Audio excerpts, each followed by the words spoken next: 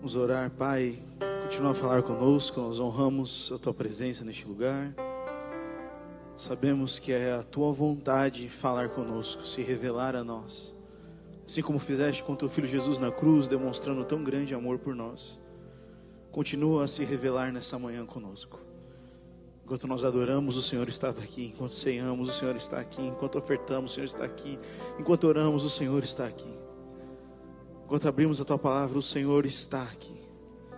Por isso, dá-nos esse santo temor de aproximarmos da Tua palavra com humildade e reverência, sabendo de que a Tua palavra é luz para o nosso caminho e ela é capaz de convencer os nossos corações e nos transformar em imagem do Teu Filho Jesus. Portanto, continua a falar conosco. Amém. Amém. Quero falar com vocês, meus irmãos e irmãs, nessa manhã, sobre o que fazer enquanto nós esperamos. Você já ficou esperando muito tempo ser chamado na fila de um médico, na fila de um banco? Todo mundo já teve essa experiência, não é verdade? Hoje todo mundo tem o seu celular, né? Então alguém vai ver ali o seu celular, vai jogar um joguinho ali. Mas era interessante quando você não tem ou não tem internet, você fica olhando as pessoas que estão ao redor, você começa a ver os movimentos, puxa a conversa com quem você nunca conversou na vida, não é verdade? Mas é muito ruim você ficar esperando e a sua vez nunca chega. Você já se sentiu dessa maneira, como se você estivesse numa sala de espera, mas nunca te chama? Às vezes é um sentimento, eu sei que isso acontece, acontece realmente, né, numa situação de um médico e tudo mais, mas você já consegue imaginar? É muito ruim você saber que você está lá para alguma coisa, mas nunca chega a sua vez. Aí você vai e tenta falar com as pessoas responsáveis, eu cheguei na hora, está muito atrasado, e a gente começa a questionar, por quê? Porque afinal das contas nós queremos ser atendidos, nós queremos que aquilo pelo qual nós fomos até lá, aconteça. A gente quer uma resposta, a gente quer uma direção. Na semana passada nós falamos sobre como é que nós podemos viver e encontrar o nosso propósito.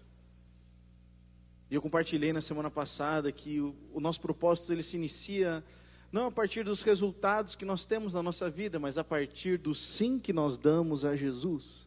Quando eu e você dizemos sim a Jesus, ali nós já começamos a viver o nosso propósito. E é então Cristo em nós, através do Espírito Santo, nos conduz, nos direciona. É uma jornada que Ele quer ter conosco. Mas sabe, meus irmãos e irmãs, às vezes a espera é uma situação... Eu quero abordar a continuidade do assunto da semana passada de uma outra perspectiva, porque às vezes nós nos sentimos como se estivéssemos esperando algo acontecer. E nunca chega a nossa vez. Chega para o vizinho, chega para o amigo do G100, chega para outra pessoa, mas parece que não chega para a gente. E isso gera em nós o quê? Gera em nós ansiedade, gera em nós insegurança, medo. Pode gerar até mesmo indiferença. Gera ansiedade porque a gente fica sempre, quando será a minha vez? Quando será a minha vez? Quando será a minha vez? Gera insegurança, porque será que vai chegar a minha vez? Gera medo. E gera muitas vezes indiferença. Se for chamado ou não, tanto faz. Na indiferença a gente começa a se desviar, no sentido de que a gente perde a atenção. Às vezes a gente fica tanto tempo ali no celular, numa sala de espera, esperando, que você nem viu que passou 30, 40 minutos além do horário. Porque você mudou o foco. Você colocou alguma coisa para tirar a sua atenção, para entreter. Às vezes nós nos sentimos assim, como se Deus tivesse nos deixado em uma sala de espera. Onde a vez de todo mundo chega, menos a nossa. Vocês estão comigo aqui, meus irmãos e irmãs? E esse é um sentimento péssimo. É um sentimento que às vezes a gente não tem orações atendidas. É um sentimento de que, será que eu estou fazendo algo de errado? É um sentimento que muitas vezes pode gerar todos esses tipos de sentimentos no nosso coração. Agora, e se eu dissesse para você que a espera também faz parte?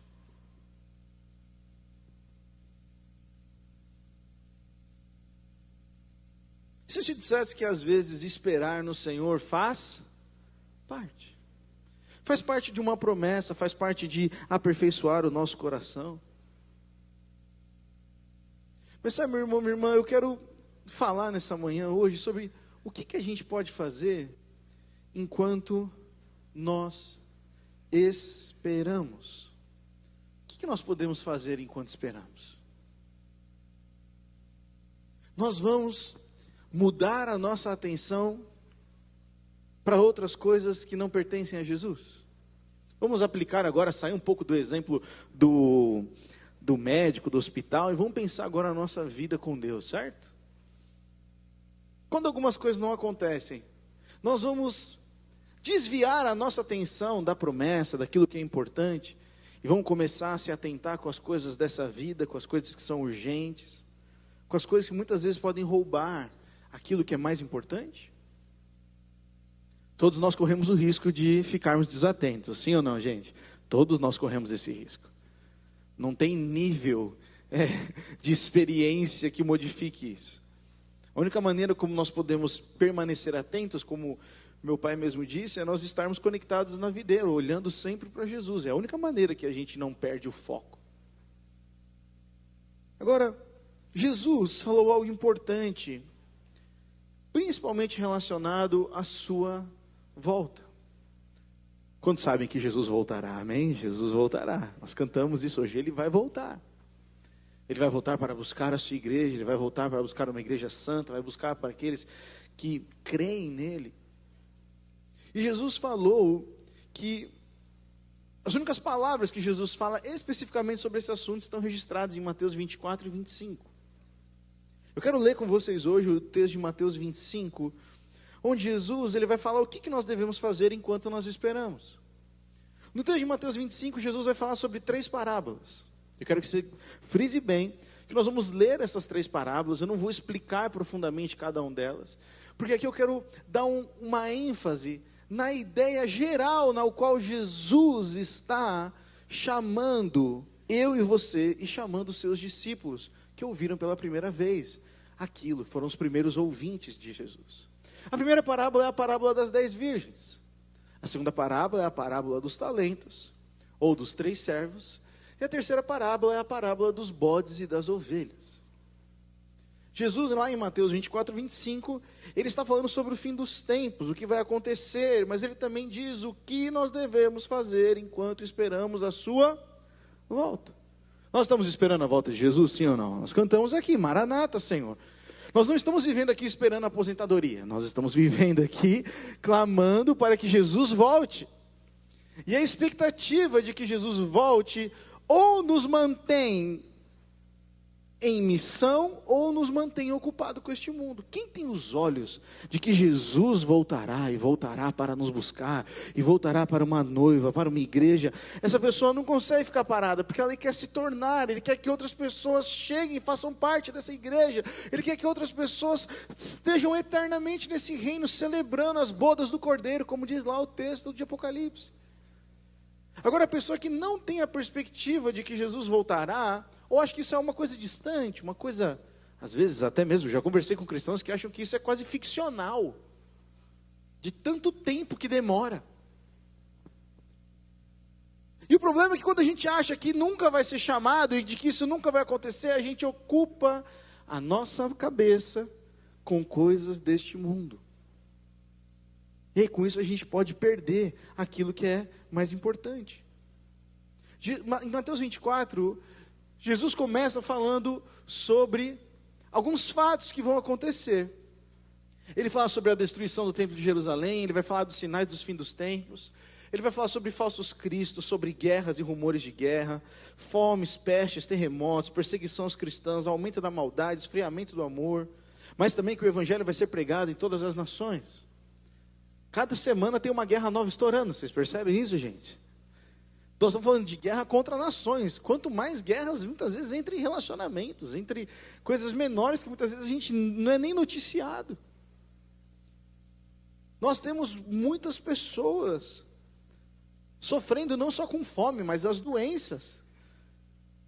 E doenças que muitas pessoas nem ainda diagnosticaram.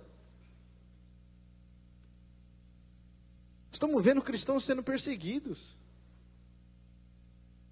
Se você não segue o Portas Abertas, você pode seguir no seu Instagram, acessar o site deles, você vai ver a realidade dos cristãos perseguidos. Não é que não acontece conosco, mas não quer dizer que não está acontecendo no resto do mundo. O aumento da maldade já está acontecendo, tá ou não está, meus irmãos e irmãs? Mais egoísmo, mais maldade. E o pior é que não é só o aumento da maldade, mas também é o esfriamento do amor. Então falar de amar pessoas, falar de amar a Deus, falar de se sacrificar em favor de outra pessoa, você fala, cara, que coisa estranha. Que coisa estranha. Jesus fala então da grande tribulação, ele fala da vinda do Filho do Homem, ele fala da parábola da figueira, dia e hora desconhecidos. Ele vai falar da parábola do servo fiel e do servo mau. Nós não vamos ler Mateus 24, é muito legal. Mas é engraçado que Jesus, depois de falar todas essas coisas, eu fiz questão de mostrar por que ele falou isso antes. Ele falou que, olha, vão acontecer guerras, vão acontecer terremotos, vão acontecer calamidades, mas vocês não devem se preocupar com essas coisas. É necessário, diz Jesus, que elas aconteçam. É necessário. Ele não explica por quê, mas ele fala, é necessário.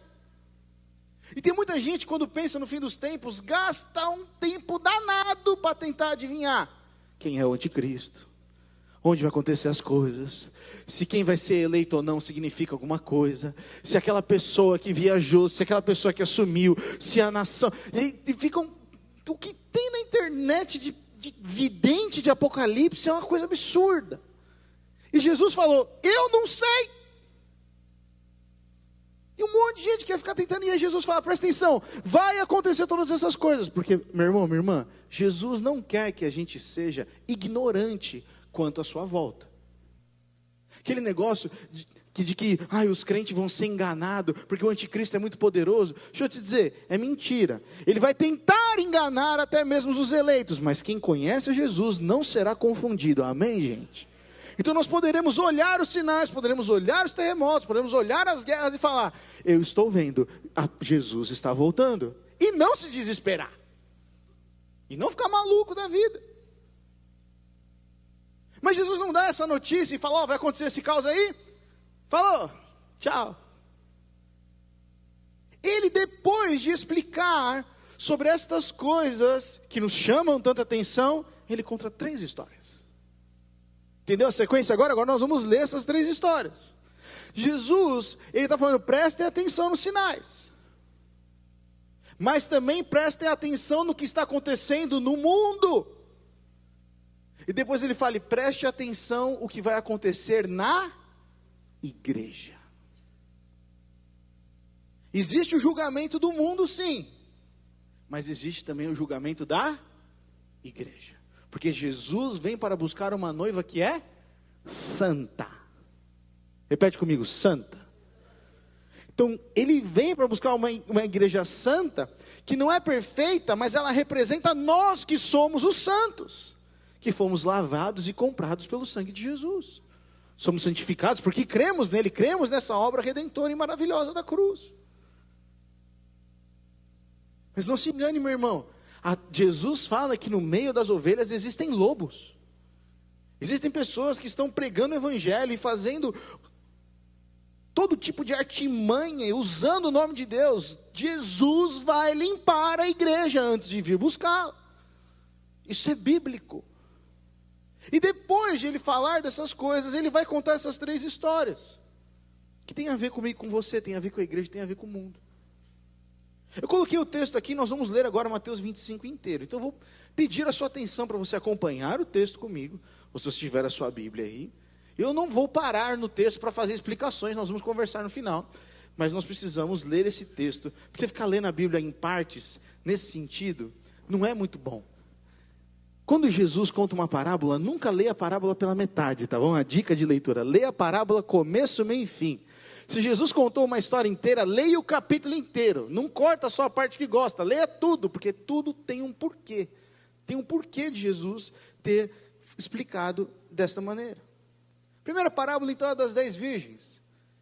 E a Bíblia diz assim, avança para mim, meu amigo, por favor. Então o reino dos céus será como as 10 virgens que pegaram suas lamparinas e saíram para encontrar-se com o noivo. 5 delas eram insensatas e 5 prudentes. As 5 insensatas não levaram óleo suficiente para as lamparinas, mas as outras 5 tiveram o bom senso de levar óleo de reserva. Como o noivo demorou a chegar, todas ficaram sonolentas e adormeceram. À meia-noite foram acordadas pelo grito: vejam, o noivo está chegando, saiam para recebê-lo. Todas as virgens se levantaram e prepararam suas lamparinas. Então as 5 insensatas pediram às outras: por favor, dê-nos um pouco do óleo, pois as nossas lamparinas estão se apagando. As outras, porém, responderam: não temos o suficiente para todas. Vão e comprem óleo para vocês. Quando estavam fora comprando óleo, o noivo chegou. Então as 5 que estavam preparadas entraram com ele no banquete de casamento, e a porta foi trancada. Mais tarde, quando as outras 5 voltaram, ficaram do lado de fora, chamando: Senhor, Senhor, abra-nos a porta. Mas ele respondeu: a verdade é que não as conheço. Palavra de Jesus: portanto, vigiem, pois não sabem o dia e nem a hora da volta. Essa é a primeira parábola. Segunda parábola: o reino dos céus, é muito importante a sequência, também pode ser ilustrado com a história de um homem que estava para fazer uma longa viagem. Ele reuniu seus servos e lhes confiou seu dinheiro, dividindo-o de forma proporcional à capacidade deles. Ao primeiro entregou 5 talentos, ao segundo 2 talentos e ao último 1 talento, e então foi viajar. O servo que recebeu 5 talentos começou a investir o dinheiro e ganhou outros 5.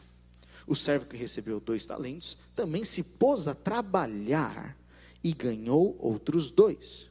Mas o servo que recebeu 1 talento cavou um buraco no chão e ali escondeu o dinheiro de seu senhor. Depois de muito tempo, o senhor voltou de viagem e os chamou para prestarem contas de como haviam usado o dinheiro. O servo ao qual ele havia confiado os 5 talentos se apresentou com mais 5. O senhor me deu 5 talentos para investir e eu ganhei mais 5. O senhor disse: muito bem, servo bom e fiel, você foi fiel na administração dessa quantia pequena, e agora lhe darei muitas outras responsabilidades. Venha celebrar comigo. O servo que havia recebido 2 talentos se apresentou e disse: o senhor me deu 2 talentos para investir e eu ganhei mais 2. O senhor disse: muito bem, meu servo bom e fiel, você foi fiel na administração dessa quantia pequena, e agora lhe darei muitas outras responsabilidades. Venha celebrar comigo. Por último, o servo que havia recebido 1 talento veio e disse: eu sabia que o senhor é homem severo, que colhe onde não plantou e ajunta onde não semeou. Tive medo de perder seu dinheiro, por isso o escondi na terra. Aqui está ele. O senhor, porém, respondeu: servo mau e preguiçoso, se você sabia que eu colho onde não plantei e ajunto onde não semeei, por que não depositou o meu dinheiro? Pelo menos eu teria recebido os juros. Em seguida ordenou: tirem o dinheiro deste servo e deem ao que tem 10 talentos, pois ao que tem, mais lhe será dado, e terá em grande quantia. Mas do que nada tem, mesmo o que não tem lhe será tomado. Agora, lancem esse servo inútil para fora, na escuridão, onde haverá choro e ranger de dentes. Segunda parábola. Terceira parábola. Quando o Filho do Homem vier em sua glória, Jesus falando sobre ele, acompanhado de todos os anjos, ele se assentará em seu trono glorioso. Todas as nações serão reunidas em sua presença. E ele separará as pessoas como um pastor separa as ovelhas dos bodes. Colocará as ovelhas à sua direita e os bodes à sua esquerda. Então o rei dirá aos que estiverem à sua direita: venham, vocês que são abençoados por meu Pai. Recebam como herança o reino que ele lhes preparou desde a criação do mundo. Por que eles estão acessando essa recompensa? Pois eu tive fome e vocês me deram de comer, tive sede e me deram de beber. Era estrangeiro e me convidaram para a sua casa, estava nu e me vestiram. Estava doente e cuidaram de mim, estava na prisão e me visitaram. Então os justos responderão: Senhor, quando foi que o vimos faminto e lhe demos de comer, ou sedento e lhe demos de beber, ou como estrangeiro e o convidamos para a nossa casa, ou nu e o vestimos? Quando foi que o vimos doente, ou na prisão e o visitamos? E o rei dirá: eu lhes digo a verdade, quando fizeram isso ao menor destes meus irmãos, foi a mim que o fizeram. Em seguida o rei se voltará para os que estiverem à sua esquerda e dirá: fora daqui, malditos, para o fogo eterno preparado para o diabo e seus anjos. Pois tive fome e vocês não me deram de comer, tive sede e não me deram de beber, era estrangeiro e não me convidaram para a sua casa, estava nu e não me vestiram, estava doente e na prisão e não me visitaram. Então eles dirão: Senhor, quando vimos faminto, sedento, como estrangeiro, nu, doente ou na prisão e não o ajudamos? Ele responderá: eu lhes digo a verdade, quando se recusaram a ajudar o menor destes meus irmãos e irmãs, foi a mim que se recusaram a ajudar. E estes irão para o castigo eterno, mas os justos irão para a vida eterna. Amém? Jesus, ele conta isso depois de falar sobre todos os sinais que aconteceriam da volta. E ele conta 3 histórias que são muito similares em certos sentidos. Você sempre tem uma pessoa de autoridade nessas histórias, percebeu? Você tem o noivo, você tem o Senhor e você tem o rei. Quantas pessoas de autoridade? 3, noivo, Senhor e rei. Todas elas representam a autoridade como a autoridade do próprio Jesus. E todas elas há uma responsabilidade de quem está interagindo com Jesus. Há uma responsabilidade ou não, meus irmãos? Sim ou não? Há uma responsabilidade. As virgens deveriam aguardar e sinalizar o caminho para que entrasse na casa da noiva. Existe a responsabilidade dos servos de multiplicarem aquilo, porque a expectativa cultural é isso: se alguém lhe confia dinheiro por um tempo, você multiplica. Isso aqui está implícito culturalmente. E há uma outra expectativa de que sejam cuidados daqueles que necessitam, principalmente para aqueles judeus daquele primeiro século, que têm como mandamento acolher o estrangeiro, cuidar do necessitado.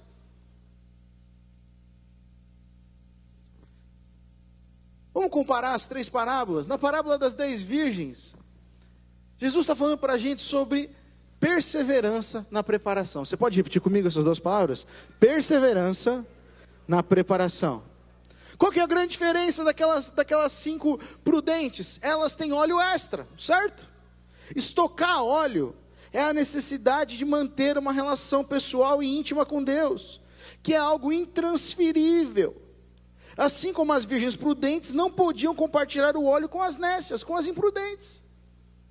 Eu não posso compartilhar a minha experiência com Deus com o Diego não pode compartilhar o que ele ganha com Deus comigo. Nós podemos juntos expandir e abençoar o reino, só que o que ele ganhou na fé e na intimidade é para ele, é a porção dele. Quantos estão comigo aqui? Igreja não é lugar de colher unção de outros. Igreja é a reunião dos discípulos de Jesus para, crendo na missão, nos animarmos e continuarmos a obedecer a Jesus. É lógico que nós podemos receber oração de outras pessoas.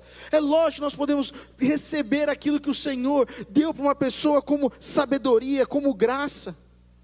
Mas nós não podemos transferir a intimidade de uma pessoa e passar para outra. Aquilo que é ganho com Deus no secreto de Mateus 6,6, que é uma das ordenanças mais importantes de Jesus, é exclusivo pessoal. O que a Maíra, minha esposa, adquire no secreto, é para ela. Não abençoa a minha vida, porque eu estou convivendo com ela, mas é o óleo dela, é a porção dela.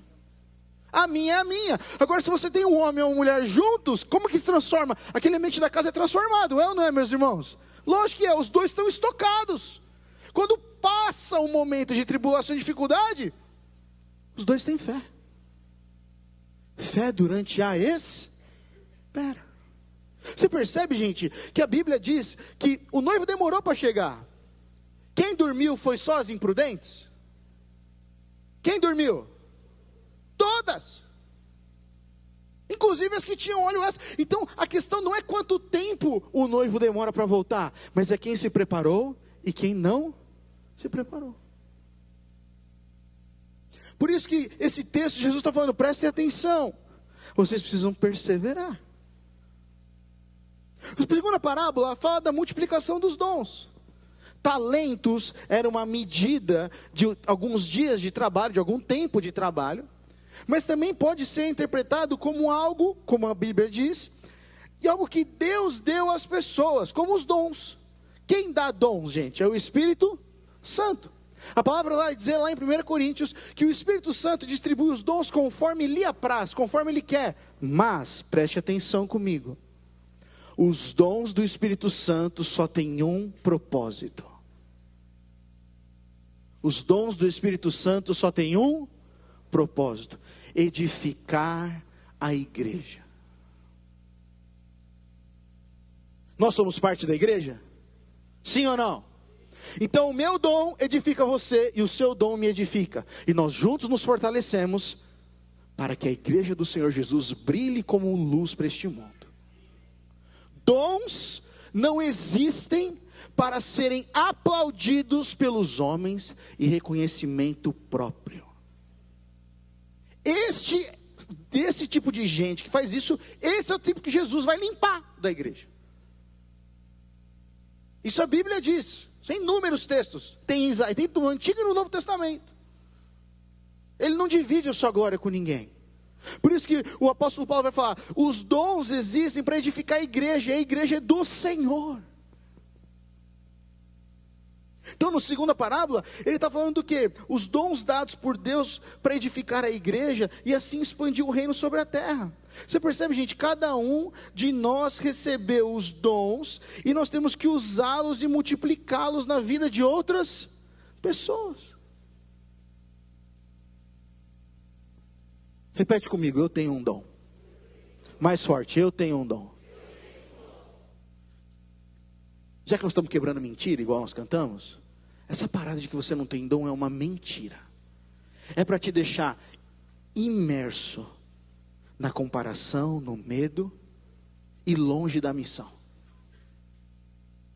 Aquele que o Senhor chamou, diz a palavra, Ele também os capacitou.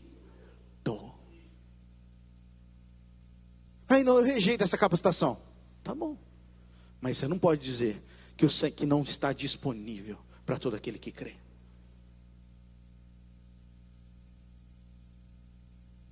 E a parábola dos bodes e das ovelhas é o amor prático e justo. No julgamento final, então, a gente sai daquelas duas parábolas que Jesus fala, o reino de Deus pode ser comparado a... E agora ele está falando, chegamos no juízo, chegamos no dia que eu me assentei no trono e vou resolver as coisas, a expectativa de todos nós. Ele diz, no julgamento final, Jesus está dizendo que ele vai olhar para as obras que fizemos em favor dos necessitados. É muito louco isso, porque Jesus não separa direita e esquerda pelos feitos poderosos ou pelos dons que nós tivemos. Ele fala, está à direita e é minha ovelha quem obedeceu o meu mandamento e amou o próximo. Bode é aquele que, sabendo do meu mandamento e tendo a capacitação, cuidou das suas coisas. Cuidou de si mesmo. Gustavo, mas tem outros textos, vixe. Jesus, o que mais tem é a interação. Parábolas que Jesus fala, que foram chamados, lembra a parábola do banquete, do grande banquete? Vários foram chamados, mas falaram, não posso, tenho que cuidar das minhas coisas, tenho que não sei o quê, e aí Jesus falou, caramba, ninguém recebeu e atendeu ao meu convite, então vão pelas ruas, chamem todas as pessoas, inclusive os indignos, porque sempre, como nós ouvimos, sempre tem lugar na mesa de Jesus. Agora nós temos que nos sentar com a autoridade e também com a responsabilidade ao qual Ele nos deu. Eu não quero ser chamado para sentar na mesa de Jesus e falar, Jesus, estava ocupado demais cuidando da minha célula. Entenda uma coisa, é muito bom fazer célula. É muito bom amar as pessoas e discipular as pessoas. Mas fazer isso para ser honrado, fazer isso para ter retorno, fazer isso para ter controle, isso é humano. Jesus está falando para a gente que nós temos que obedecer e cuidar dos outros, principalmente daqueles. Você percebe que toda a lista da última parábola são pessoas que estão precisando de alguma coisa, não só de bens, de dinheiro, de cesta básica. Está falando de atenção, está falando de discipulado, está falando de oração. Que às vezes a gente é bom de comprar uma cesta básica, mas a gente não é bom de orar. Não tenho nada contra a generosidade, nós desfrutamos de uma generosidade incrível. Nós tivemos ontem uma conferência dos teens lá em Guarulhos, foi muito legal. E eu joguei lá, olha, irmãos, nós precisamos alugar o ônibus para a galera, porque a gente não passou o preço para não ficar inviável. E nós recebemos não só o valor do ônibus, mas até mais. Eu falei, gente, tá bom, para de doar dinheiro, porque já deu o que precisava. Glória a Deus, essa igreja é uma igreja generosa. Só que a nossa generosidade não pode ser somente a distância, mas ela também precisa ser próxima. Porque eu tenho certeza que tem alguém perto de você que precisa conhecer o Jesus que está dentro da sua vida. Com certeza tem alguém perto de mim que precisa conhecer o Jesus que está na minha vida. Que não precisa só dos meus recursos. Lógico que o recurso pode ajudar, mas se o recurso não apontar para Cristo. Portanto, meus irmãos e irmãs, na parábola das 10 virgens, Jesus está falando, enquanto nós estamos esperando, a expectativa dele e alerta é que nós precisamos estocar óleo, ou seja, investir muito tempo no secreto, em relacionamento com o Pai, para que no momento de espera não dependamos da fé de outros, mas da fé que geramos e conhecemos na intimidade com Deus. É claro isso. Eu cresci ouvindo isso. Deus não tem netos, Ele tem filhos. Por quê? Porque não é porque meus pais são cristãos que eu vou para o céu. Não é porque a Olívia e o Tito, os meus filhos, são meus filhos, e da Maíra, que eles vão para o céu. Eles precisam conhecer a Jesus. Eles precisam amar a Jesus. E é o investimento no secreto que faz isso. É ensinar a criança no caminho, mas é também interceder e orar. Isso acontece, gente, para quem tem vida de fé no secreto. Não é só por campanha de oração de igreja, não. É por vida no secreto. E é isso que estoca óleo. Estocar óleo é intimidade com Deus. Você pode falar para o pessoal do seu lado? Estocar óleo é intimidade com Deus. É só assim que a gente persevera.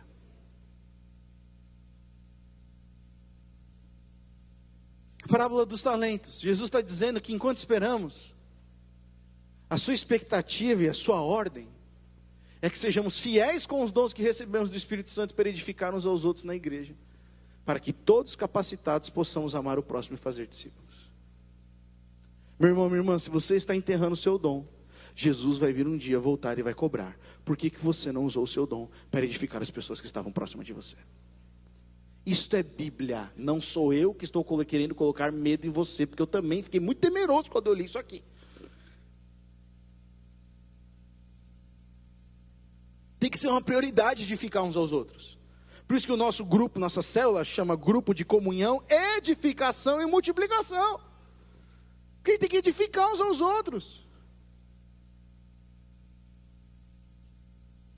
E a parábola dos bodes e das ovelhas, Jesus, ele está dizendo que enquanto esperamos, devemos ficar atento com o que ele valoriza, e não com o que o mundo ou a religião dizem. O juízo dele será baseado no quanto servimos e amamos o próximo. Ele falou, novo mandamento vos dou. O que Jesus falou? Que vocês amem uns aos outros como eu os amei. Jesus já deu nós não vamos ser pegos de surpresa, gente. Ninguém vai poder chegar diante lá do julgamento e falar, ô Jesus, tinha que amar o próximo. Cara, perdi.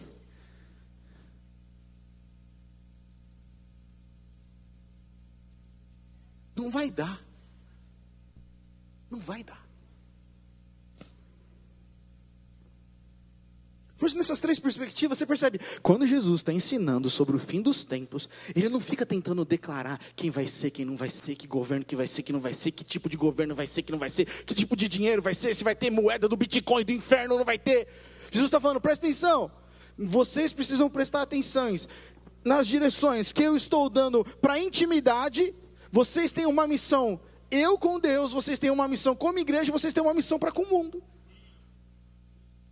A última mensagem de Jesus falando do fim dos tempos, porque a pergunta do versículo 24, os discípulos perguntam assim: quando, mestre, essas coisas vão acontecer?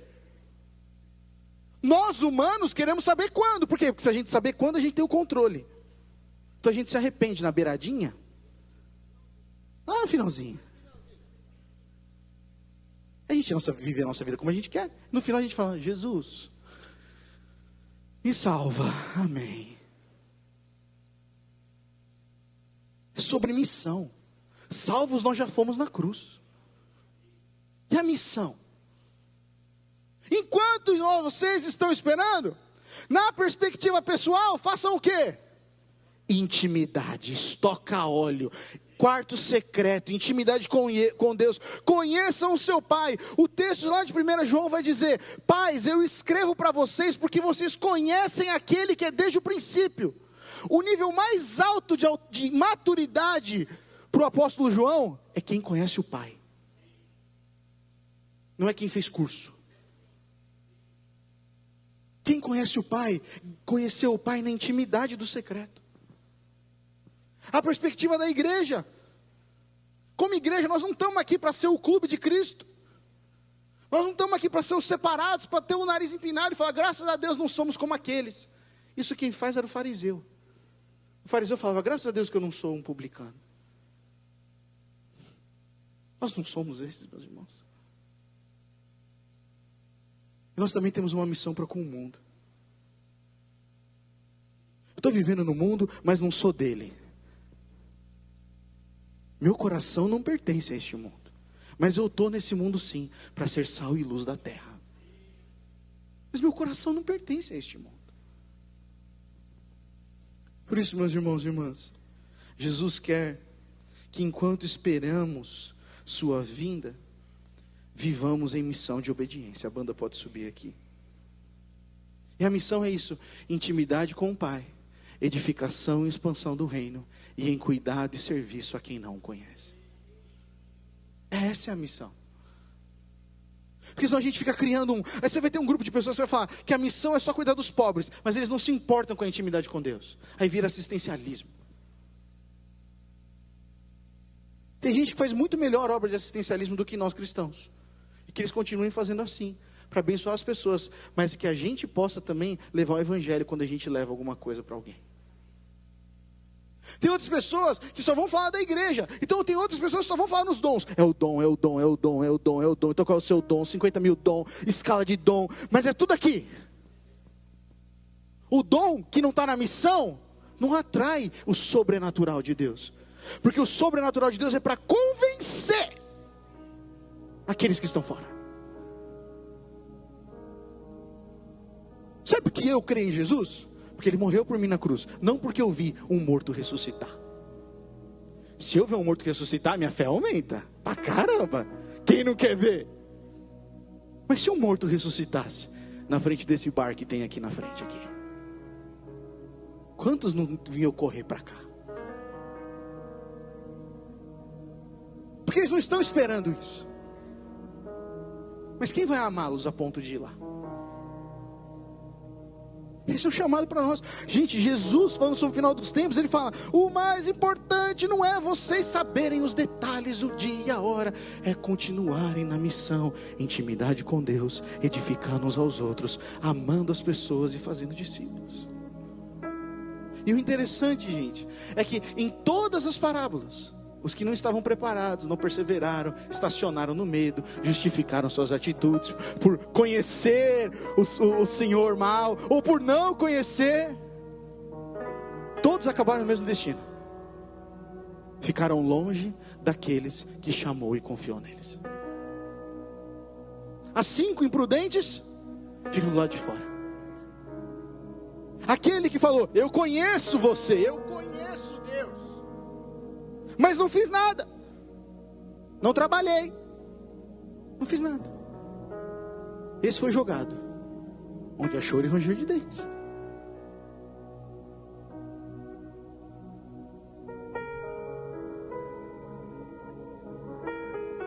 Por isso, meu irmão, minha irmã, nessas 3 histórias ao qual Jesus nos chama, a gente precisa lembrar disso.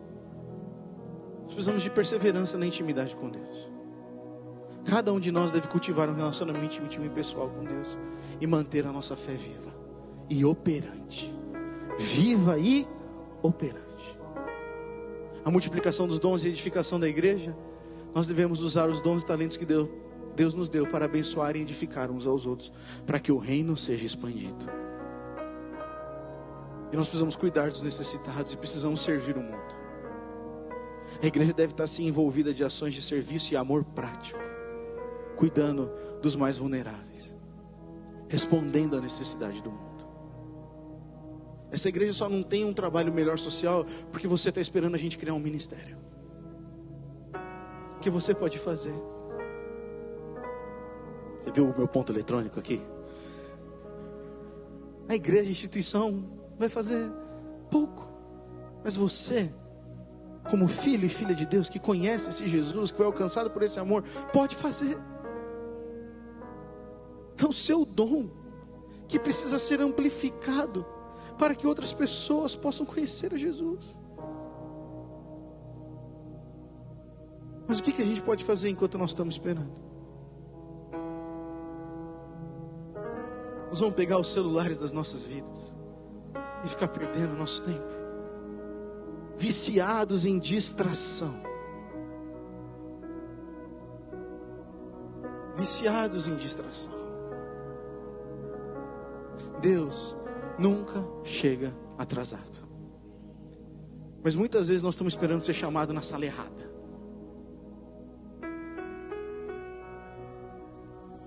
Um consultório com muita sala, a gente pensa que nós devemos ser chamados pela sala de cura.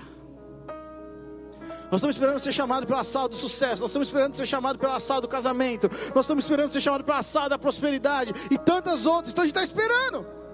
E aí parece que a nossa vez nunca chega. Sendo que Deus está chamando a gente para a sala da obediência. Talvez não seja a sala mais atraente. Mas e se eu e você soubéssemos que quando a gente entra nessa sala, você recebe tudo que tem nas outras? É uma portinha menor, mas dentro aquelas coisas gigantescas. 2 Pedro diz isso: não retarda o Senhor a sua promessa, como alguns a julgam demorada. Algumas pessoas julgam, falam, promessa, se é promessa é para demorar.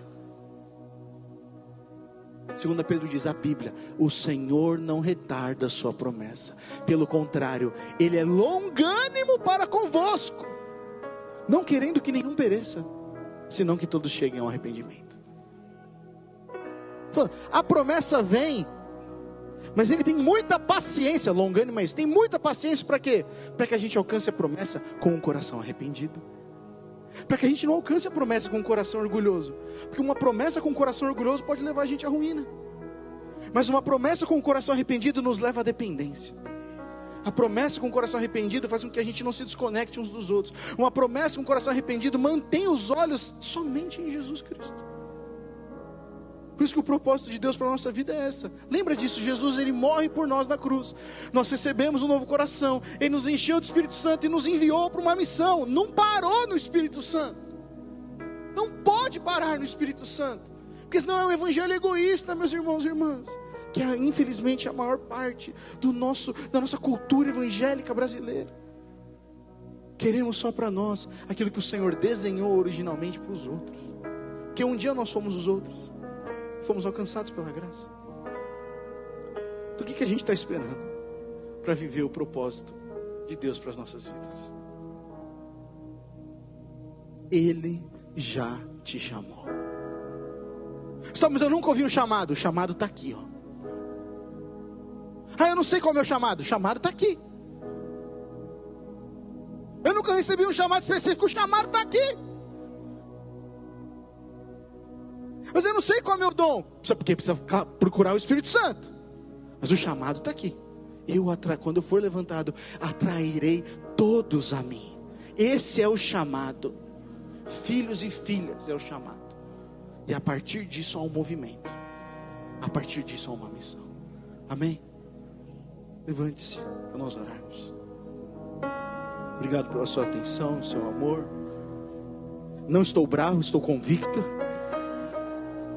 Não estou bravo com ninguém. Não estou dando...